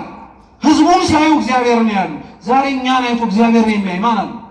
ስንታይ መልካችን የእግዚአብሔርን ይመስላል። ስንታይ ስራችን እግዚአብሔርን ይመሰክራል። ስንታይ ቁጥራችን ውስጥ የማይቆጠረው የእግዚአብሔር መልአክ በመካከላችን የቆሙ ይመስላል። አንመስልም። እውነታው ይሄ አንመስልም። ስራችን፣ ንግግራችን፣ ተግባራችን፣ ሁሉ ነገራችን አይስማማም ከእግዚአብሔር ጋር። ስለዚህ እየተራመድን ብዙ ሆነን የማንፈራው ብዙ ሆነን ድምጻችን የማይሰማው ጯሂ ስለጠፋ አይደለም። እግዚአብሔር አብሮን አለ ወይስ የለም ብሎ የሚጠይቅ ልቡና ያለው ሰው ምናልባት ከኛ መካከል ስለታጣም ሊሆን ይችላል። ስለዚህ ልባቸው ቀለጠ፣ ፈሩ። ኢያሱንም እግዚአብሔር እንዲህ አለዋል፣ አሁን የምትገቡባትን ምድረ ርስት ከነዓንን የምትወርሷት እንዲሁ ተነስታችሁ ስለመጣችሁ አይደለም። የባልጩት ድንጋይ አንሳና ህዝቡን ሁለተኛ ጊዜ ግረዛቸዋል። የመጀመሪያው ህዝብ የተገረዘው በረሃ ላይ ቀርቷል። እነዚህም ከነሱ ስለተወለዱ ብቻ ሳይሆን ስለተገረዙ ስለሆነ የሚገቡት ግረዛቸዋለሁ። ግዝረት ኦሪት ዘፍጥረት ምዕራፍ 12፣ 13፣ 14፣ 15 በተደጋጋሚ የአብርሃምን ቃል ኪዳን ለማክበር እግዚአብሔር አምላክ የሰጠው ቃል። የአብርሃም ዘር ከሌላው ዘር ይለይ የነበረው ወንዱ ተገርዞ ነው፣ ሴቷ ደግሞ በድንግልና ደሟ ነበር። ስለዚህ ህዝቡን ግረዛቸዋል። አንድም ዘራቸው ከአብርሃም እንደሆነ እንዲታወቅ፣ አንድም የሚገቡባት ከነዓንን የሚወርሱት ከተገረዙ ሰዎች ስለተወለዱ ሳይሆን እነሱም ምን ሲሆኑ ነው? ስለተገረዙ። ዛሬ እኮ ክርስቲያን መሆናችንን ምናልባት ከወላጆቻችን ተወልደን ካልሆነ በቀር እኛ ላይ የሚነበብብን ሰዎች ካልሆነን ማለት መወለድ ብቻ እኮ በነገራችን የክርስቲያን እኮ አያደርግም። ታውቃላችሁ? መወለድ ብቻ አያደርግም። አባ ጊዮርጊስ ለዛ እኮ ነው ያርጋኖን ጸሎቱ ላይ እመቤታችንን እመቤቴ ሆይ ክርስቲያን ያርግኝ ይላል። እንዴ እነሱ ማን ክርስቲያን አለና እንደ አባ ጊዮርጊስ? ግን ክርስቲያን ማለት ከመወለድም ያልፋል። ክርስቲያን ማለት ወላጆቻችን ክርስቲያን ሆነው ከመወለድም በላይ ትልቅ ትርጉም አለው። የምንወርሳት ከነዓን የተባለችውን የእግዚአብሔርን መንግስተ ሰማያትን የምንወርሰው ወላጆቻችን ክርስቲያን ሆነው ስለተወለዱ ብቻ ሳይሆን እኛም ስንገረዝ ነው። ግዝረት ማለት ለሐዲስ ኪዳን ጥምቀት ማለት ነው። እስኪ አስቡት፣ ወላጆች የሆናችሁ እዚህ ውስጥ ልጆቻችሁን ስለወለዳችኋቸው ብቻ ክርስቲያን ይሆናሉ? በ40 በ80 ቀን ምንድን የምናስደርጋቸው? ቤተክርስቲያን አምጥተን እናስጠምቃቸዋለን። ግዝረት ለአብርሃም ዘር ቃል ኪዳን እንደሆነ ሁሉ ልጆቹ ናቸው የእግዚአብሔር ተብሎ ማመላከቻ እንደሆነ ሁሉ ለሐዲስ ኪዳን የእግዚአብሔር ልጆች ናቸው ተብለን የምንጠራበት ንጹህ ምልክታችን ግዝረት የተባለ ጥምቀታችን። ስለዚህ ግረዛቸዋል። ደግሞ ግረዛቸው ሲል እኮ አንድ አይደለም፣ ሁለተኛ ጊዜ ግረዛቸዋል። እስኪ ሁለተኛ ጊዜ በሉ እንጂ ያለ ምክንያት የተጻፈ አንዲት ቃል የለም። ልብ ብላችሁ ስሙ። ሰው ስንቴ ነው ሊገረዝ የሚችል? አንዴ ነው አይደል? እናንተ አታውቁም እኮ ምን ሆናችሁ? ስንቴ ነው ሰው ሊገረዝ? ወንድ ልጅ ስንቴ ነው የሚገረዝ? ሁለቴ ይገረዛል? አይገረዝም። ሁለቴ ጊዜ ወይም ሁለተኛ ጊዜ ግረዛቸው ማለት ምን ማለት መሰላችሁ? አንደኛ እንደ ታሪኩ አውድ ብትመለከቱት አዲስ ህዝብ ስለሆነ ምን አርጋቸው ማለት ነው? ስላልተገረዙ ግረዛቸው ማለት ነው። ስለዚህ አዲስ ድጋሚ ህዝብ ስለሆነ ግረዛቸው ለማለት ነው። ሁለቴ ግረዛቸው ግን ማለት ምን መሰላችሁ? የመጀመሪያው ግዝረት ተብሎ እየተጠቀሰ ያለው የኦሪቱ የመጀመሪያው ሕግ ነው። ግረዛቸው ያለው በድንጋይ ነው። ድንጋይ የተገረዙበት ብቻ ሳይሆን የእግዚአብሔርን ትእዛዝ የተቀበሉበት ሕግም ጭምር ነው። ጽላቱን እግዚአብሔር በምን ላይ ነው ሕጉን ጽፎ የሰጣቸው? በድንጋይ ነው። የመጀመሪያው ግርዛት እሱ ነው። መጀመሪያ በሕጉ ገረዛቸው፣ ኃጢአትን፣ ነውርን፣ ጥፋታቸውን እንዲያስተካክሉ። የተገረዘ ሰው የሚወድቀው ሥጋ እንደማያስፈልገው ሁሉ በሕጉ ገረዛቸውና ኃጢአታችሁን ተዉ አላቸው። እነሱ ሊሰሙ ነው እንዴ? ጭራሽ ሕጉን ይዞ የወረደውን ሙሴ እነሱ ታች ምን ሲያረጉ ነው የጠበቁት? ጥጃ ሰርተው እያመለኩ። እግዚአብሔርን ሕግ ስጠኝ ብሎ የሚለምን ሕዝብ ሕጉን እስኪሰማ ድረስ መታገስ አለበት። እግዚአብሔርን አናግረኝ፣ ምን እናርግ፣ እባክህ መልእክትን ስጠን፣ ምን ማድረግ እንዳለብን ምራን ካለ ድምፁን እስኪሰማ መታገስ አለበት። ዘገየብኝ ብሎ ሌላ ነገር ማድረግ አይችልም። ዛሬ አብዛኞቻችን እግዚአብሔርን ጠርተነው ተማጽነነው ምን እንድናረግ ትፈልጋለህ ብለነው ድምፁን ለመስማት ራሱ አንፈልግም። እኛው ራሳችን የምናደርገውን ወስነናል። ቶሎ ብለን እንጸልይና በል በቃ በዚህ ደግሞ ዘምተን የሆነ ነገር እናርግ ይባላል። እንዴት ማለት ነው? ከሰማነው እስከ ጥግ ድረስ ነው መስማት ያለብን። አርግ ያለን እስከ ጥግ ድረስ ነው ማድረግ ያለብን። እነሱ ከታች ሌላ ኃጢአት እየሰሩ ነበር። ስለዚህ እግዚአብሔር አምላክ መጀመሪያ የገረዛቸው በሕጉ ነው። መጀመሪያ በሉ የገረዛቸው በምኑ ነው? በሕጉ ነው። ሁለተኛ ጊዜ ገረዛቸው ማለት ምን መሰላችሁ? ያ ኢያሱ አንስቶ እስራኤላውያንን ገርዟቸው የጣለበትና የተጠቀመበት ድንጋይ ጌታችን ኢየሱስ ክርስቶስ ነው። ቅዱስ ጳውሎስ አንደኛ ቆሮንቶስ መልእክቱ ምዕራፍ 10 ቁጥር 4 ላይ ያ እስራኤላውያን የውሃ ምንጭ ወጥቶላቸው ይጠጡበት የነበረው አለቱ ክርስቶስ እንደነበረ ይናገራል። ሁለተኛ ጊዜ ግረዛቸው ማለት የኦሪቱን ሕግ ሰጥቻቸው ነበረ እንዲያዩት፣ እንዲመለከቱት፣ ራሳቸውን እንዲያስተካክሉበት። እሱ አልበቃ ቢለን እግዚአብሔር አምላክ ሌላ ጨመረልን። እሱ ራሱ ሰው ሆኖ አስተማረ። ሁለተኛ ግረዛቸው ማለት እሱ ነው። ቀጠለናስ ምን አለው? ስትሰሙ ቁስላቸው እስኪሽር ድረስ እዛው ያሉበት ቦታ ይቀመጧል። ምክንያቱም የተገረዘ ሰው ወዲያውኑ ተነስቶ ምን ማድረግ አይችልም፣ መንቀሳቀስ አይችልም። ምን ማለት መሰላችሁ? ቁስላቸው እስኪሽር ያሉበት ቦታ ይቀመጡ ማለት አንድ ሰው ኃጢአት ሲሰራ ከነበረ፣ በደል ሲሰራ ከነበረ የእግዚአብሔርን ሕግ ሰምቶ አቁም ሲባል ማቆሙን ሊያቆም ይችላል። ግን ከኃጢአት በላይ ልምድ ክፉ ስለሆነ መተው ያስቸግረው። ዛሬ አሁን ዘፈን ኃጢአት መሆኑን ሁላችንም እናውቀዋለን። ለምን አናቆሙ? ሁለት ቀን ታቆመውና ሶስተኛው ቀን ላይ ምን ያደርጋል? እንድታጉረመርመው ያደርጋል። ትለዋለህ። ገብቷችኋል? ስለዚህ ትተን አንተውም ማለት ነው። ብትሰርቅ 3 ቀን 4 ቀን ልትሰበሰብ ትችላለህ። ብትጠጣ፣ ብትዘሙት፣ ሌላም ነገር ብታረግ ጥለን አንጥለውም ማለት ነው። እየሰማችሁ ነው? ቁስል ማለት እሱ ኃጢአት ጠባሳ፣ ቁስል ጥቶን የሚያልፍ።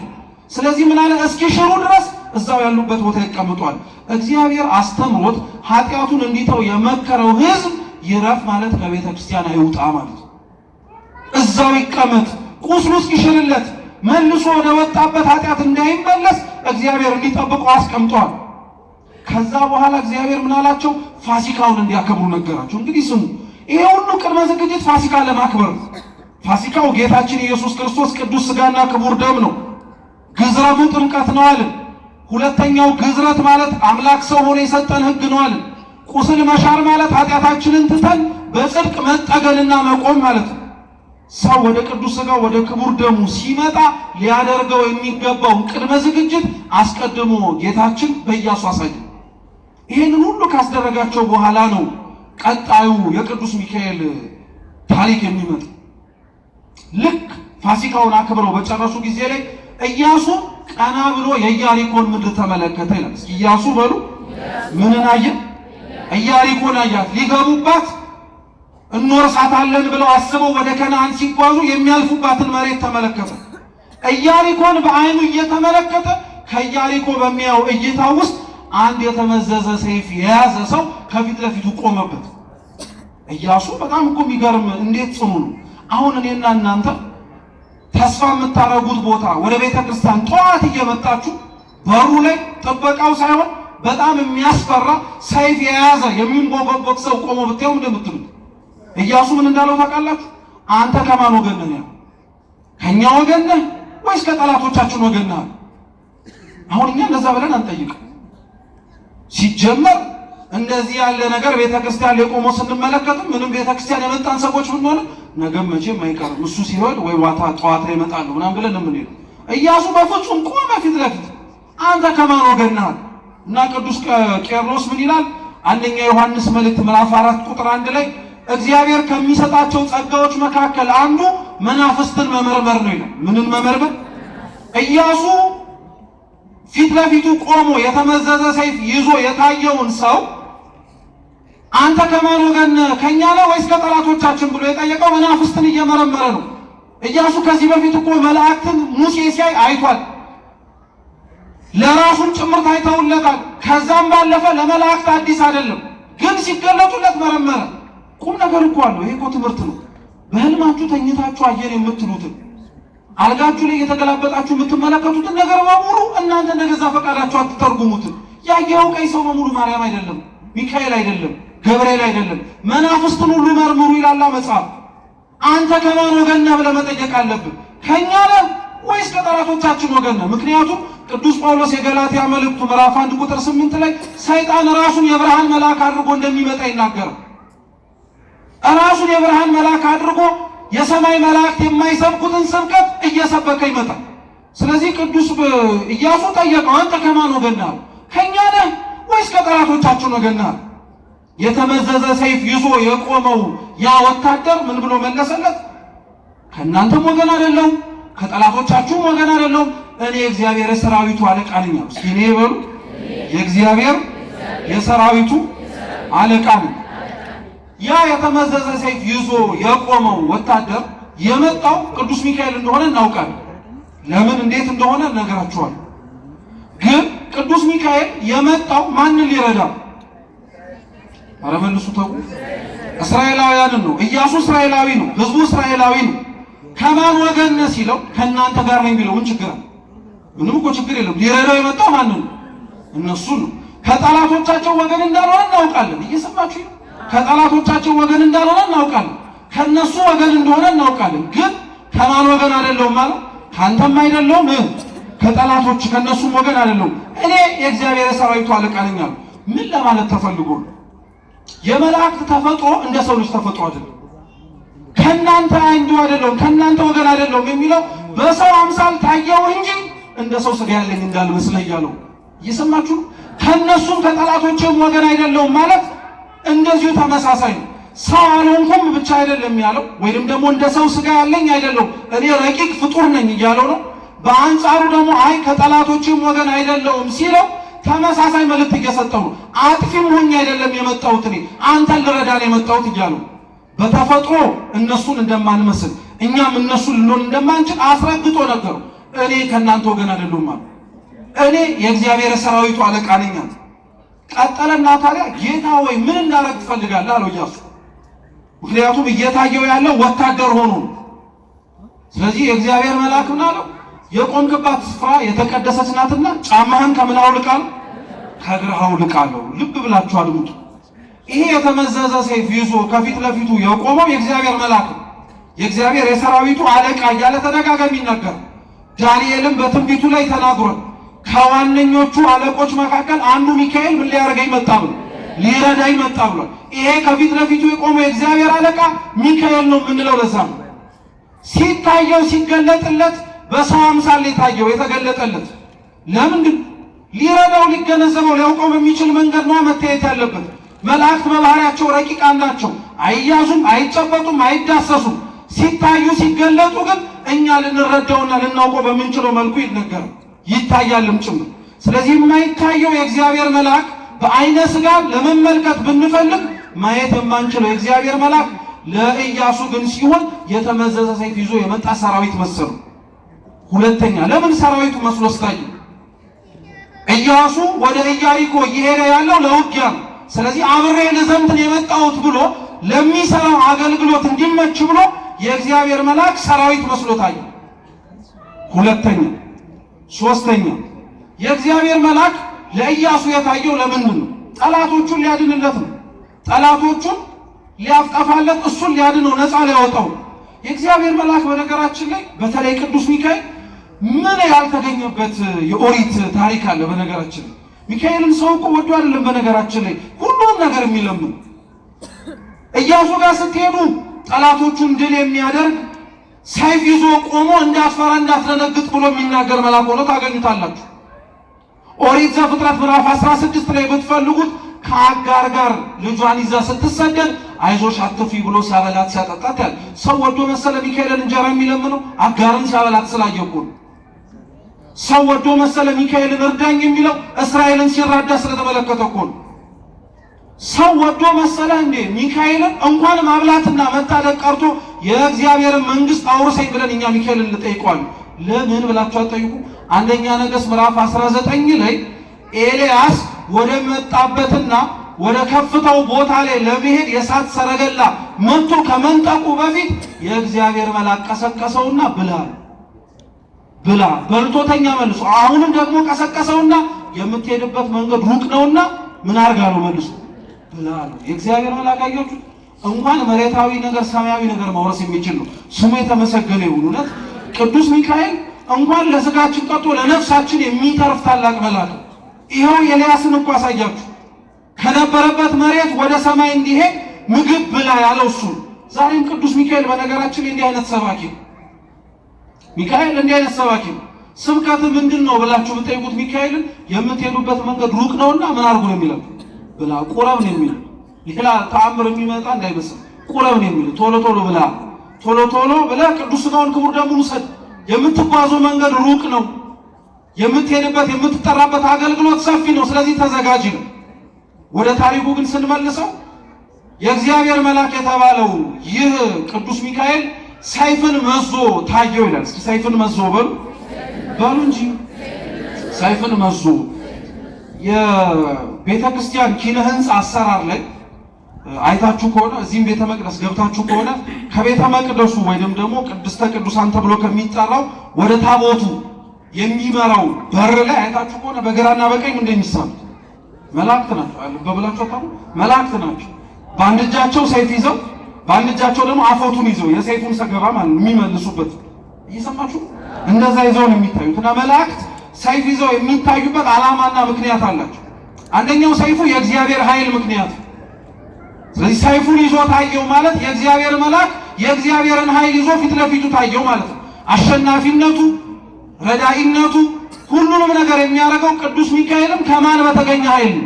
የእግዚአብሔር ኃይል። ሰይፉ ማለት እሱ ነው። እየሰማችሁ ከራሱ ማንም ምንም ሊያደርግ የሚችል የእግዚአብሔርን ስም የተሸከመ መልአክ ስለሆነ ሰይፉን ይዞ ኃይሉን አሳየ። ሁለተኛ ሰይፍ ይዞ የእግዚአብሔር መላእክት የሚታዩት ሰይፍ ይቆርጣል፣ ይለያያል አንዱን ከሌላው። የእግዚአብሔር መላእክትም ሰይፍ የሚይዙት ኃጢአታችንን ከኛ ቆርጠው አስወግደው የሚጥሉልን ስለሆኑ አምኖ ለለመናቸው ኃጢአት በደሌን እንድተው እርዳኝ ላለው ሚካኤል ሰይፍ ይዞ ታየ ማለት እሱ ነው። ለዛ ነው በጣም የሚታወቁ የቅዱስ ሚካኤል ስዕሎች መካከል አንዱ በእግሮቹ ሰይጣንን ረግጦ በአንድ እጁ ሚዛን ይዞ በሌላ እጁ ደግሞ ምን ይዞ ነው የሚታይ? ሰይፍ ይዞ ነው የሚታይ። በእግዚአብሔር ኃይል ሰይጣንን እንዳሸነፈው በእግዚአብሔርም ኃይል አሁንም በተሰጠው ሰይፍ ከኛ ኃጢአትን የሚያርቀው መልአክ ቅዱስ ሚካኤል ሰይፍን ይዞ ታየ። ከዛ በኋላ ግን ተናገረው። ሰይፍ ይዞ ስላየው አይደለም ያወቀው። ልብ ብላችሁ ስሙ። ሰይፍ ይዞ ስላየው ከፊት ለፊቱ ቆሞ እኔ የእግዚአብሔር የሰራዊቱ አለቃ ነኝ ብቻ ስላለው አይደለም። የእግዚአብሔር መልአክ መሆኑን ኢያሱ አውቆ የሰገደለት የቆምክባት ስፍራ የተቀደሰች ናትና ምንን አውልቅ ስላለው። ይሄን ንግግር በነገራችን ላይ ለኢያሱ ይሄን መልአክ ከመናገሩ በፊት ለሙሴ የነገረው ኦሪት ዘጸአት ምዕራፍ 3 ላይ እግዚአብሔርን ሙሴን በሐመልማሉና በነበልባሉ በኩል ታላቅ ምልክትን ሲያይ ሙሴ ደነገጠ። ምን አይነት ምልክት ነው ብሎ ሊጠጋ ሲል የእግዚአብሔርን መልአክ በሚያየው በዛ ተአምር ምልክት ላይ ቆሞ የቆምክባት ስፍራ የተቀደሰች ናትና ምንን አውልቅ አለ። ስለዚህ ሙሴ ለኢያሱ ነግሮታል። እግዚአብሔርን ለመጀመሪያ ጊዜ ሲያገኘው የመጀመሪያ ሙሴን የነገረው ነገር ጫማህን አውልቅ። አሁንም ኢያሱን የእግዚአብሔር መልአክ ለመጀመሪያ ጊዜ ኢያሪኮን ከመውረሱ በፊት ሲያገኘው ጫማህን ምን አልቃም? የእግዚአብሔርን መልአክ ሚካኤልን በምኑ ታውቁታላችሁ ከተባላችሁ በንግግሩ ነው የምታውቁት። ሚካኤል በንግግሩ ይታወቃል። ከእግዚአብሔር የሚያቀርብ ነገር ነው የሚናገሩ፣ ወደ አምላክ የሚወስድ ነገር ነው የሚናገሩ።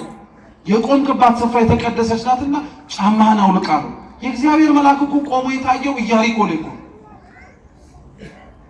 ያ የሚወርሷት መሬት እኮ አሕዛብ የሞሉባት ቦታ ነው። ልብ ብላችሁ ስሙ አደሩ።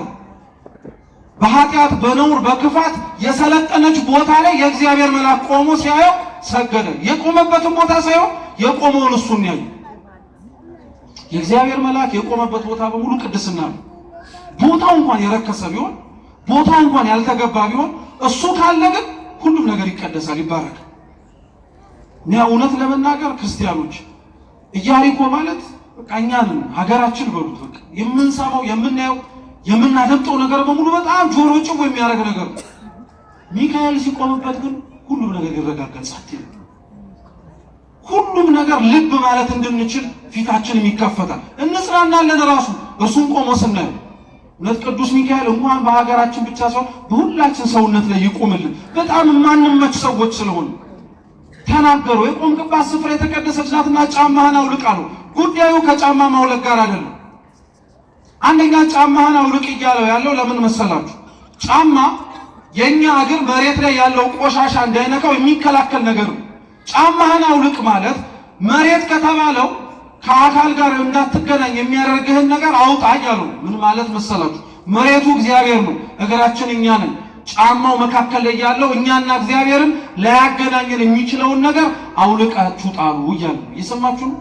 ይሄ ሁሉ ክፋታችን፣ ነውራችን፣ ዘረኝነታችን፣ አድመኝነታችን በልባችን ውስጥ የሰለጠነብን ከእግዚአብሔር ጋር እንዳንገናኝ ያደረገን ነገር በሙሉ ምን አድርጋችሁ ጣሉት? አውቃችሁ ጣሉት። የቆማችሁባት ስፍራ ምን ያደረገች ናት? የተቀደሰች ናትና። ሁለተኛስ ጫማ የሚሰራው ከሞተ የእንስሳ ቆዳ ነው። የሞተ የእንስሳ ቆዳ ነው አንድ ሰው ጫማ አድርጎ በጊዜው ይራመድበት የነበረው። ጫማ አድርጎ አሰርቶ በማሰሪያ ቋጥሮ ከዛ ላይ ይራመድበት ነበር። ምን ማለት መሰላችሁ? ጫማን አውልቀጣል ማለት ጫማ እስራት አይደለም። ከእስራት መጀመሪያ ተፈታ። ኃጢአት ነውርህን ተወው። የቆምክባት ስፍራ ምን አይነት ቦታ እንደሆነች ወቋት። የቆማችሁባት ስፍራ የእግዚአብሔርን ድምፅ የምንሰማበት ብቻ አይደለም። የቆማችሁባት ስፍራ ተአምር የምታዩበት ብቻ አይደለም። የቆምንባት ያለንባት ቤተ መቅደስ የእግዚአብሔር አካሉ ነው። እዚህ ሰው ጫማውን ካላወለቀ የት ሊያወልቅ ነው? እዚህ ሰው ራሱን ዝቅ ካላረገ የት ራሱን ዝቅ ሊያደርግ? እዚህ ሰው ራሱን ከእግዚአብሔር ጋር ላያገናኘው የሚችለውን ነገር አውልቆ ካልጣለ የት ሊጥል ነው? እዚህ ነው መቀደስ፣ እዚህ ነው መባረክ፣ እዚህ ነው ንጽህናንና እዚህ ነው ቅድስናን ገንዘብ አድርጎ መሄድ የሚቻል አላቸው። ቅዱስ ጎርጎርዮስ ዘኑሲስ ደግሞ በተለየ መልኩ ይተረጉሟል። ምን ይላል መሰላችሁ? ያረጉት ጫማ ወይም ኢያሱ እግር ላይ ያለው ጫማ ማለት ኦሪት ዘፍጥረት ምዕራፍ 3 ላይ አዳምና ሔዋን የብርሃን ልብሳቸው ሲገፈፍ እግዚአብሔር ያለበሳቸው የቁርበት ምሳሌ ነው። እየሰማችሁ ነው? ቁርበቱን አዳምንና ሔዋንን ያለበሳቸው እግዚአብሔር አገልግለው ሊወጡ ሲሉ ውጭ የሚወጡበትን ያውቁት።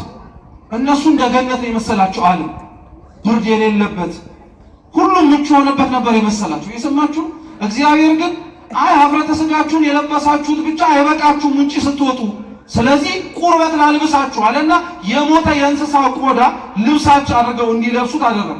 ከሞተው ከእንስሳ ቆዳ በፊት ካገለደሙት የበለስ ቅጠል በፊት አስቀድሞ ይለብሱት የነበረው የብርሃን ልብስ ነው። የምን ልብስ? የብርሃን ልብስ ነው። የብርሃን ልብሳቸውን አውልቀው ቆዳ ወደ ማድረግ ደረጃ ወረዱ። ዛሬም የእግዚአብሔር ልጆች የሚያሰኙንን ነገር በሙሉ አሽቀንጥረን ጥለን መሬታዊ ከሆንን ሰንብተናል። ዓለማዊ አስተሳሰብ፣ ዓለማዊ ንግግር፣ ዓለማዊ አኗኗር።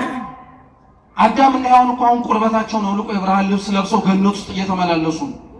እኛ የእነሱ ልጆች ግን እግዚአብሔር የሰጠንን የብርሃን ልብስ ቅድስና ለብሰን በብርሃኑ መመላለስ ሲጠበቅብን እኛ ቁርበት ካለበስን ብለን እናስቸግራለን። ለራሳችንም አላወቅንበትም። አያችሁ። ስለዚህ ያረጋችሁት ልብስ አይሆናችሁም እያላችሁ የምትኖሩት ኑሮ አይበጃችሁም። የምታስቡት ክፉ ሐሳብ ይቅርባችሁ። ቅዱስ ጎርጎርዮስ የተናገረውን ይሄን ቃል ቅዱስ ባስልዮስ ዘቂሳርያ ደግሞ እንዲህ ይላል። እግዚአብሔር ሰው አብሮት እንዳለ የሚታወቀው ሐሳቡ ተቀድሶ ንግግሩ ተባርኮ ስራው ተከናውኖ ሲታይለት ነው። ይህን እግዚአብሔር ለሁላችን ያድርግልን። ይሄ ከሌለው ግን አንድ ሰው እግዚአብሔር አብሮት እንደሌለ ይታወቃል። ጫማችሁን ከእግራችሁ አውልቁ አላችሁ።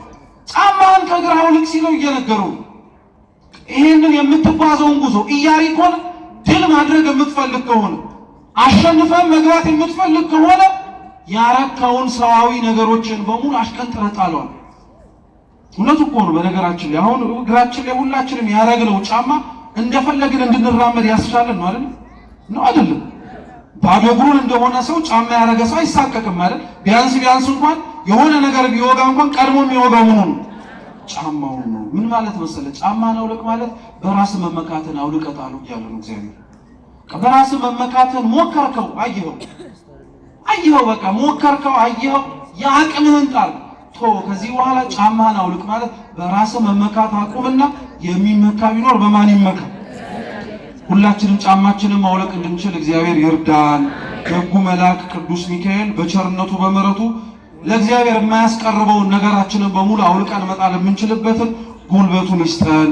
የሰማነውን በልቦናችን ሰሌዳ ይጻፍልን። ያስተማረን የመከረን አምላካችን ስሙ የተመሰገነ ይሁን። በተማርነው ፍሬ እንድናፈራ ይርዳን። ከምንም በላይ የሰማነውን ለመኖርም አምላካችን ይፍቀድልን። በጎደለው በነጠበው በክቡራን አባቶቻችን ካህናት በሊቃውንት የሚታረም ይሁን። ወስብሐት ለእግዚአብሔር።